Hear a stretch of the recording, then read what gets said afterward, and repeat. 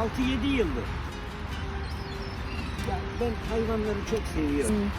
İnsanlardan çok kötülük gördüm ama hayvanlardan kötülük görmedim. Yani bunlar ne? Benden fazla bir şey istemiyorlar. Bir daire istemiyorlar. Bilmem araba istemiyorlar. Bir şey istemiyorlar. Bir parça yemek istemiyorlar.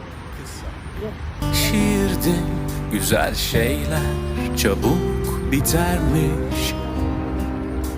Bir sonbahardı, yağmur vardı seni ilk gördüğümde. Her şey bitmişti, zaten ölmüştüm.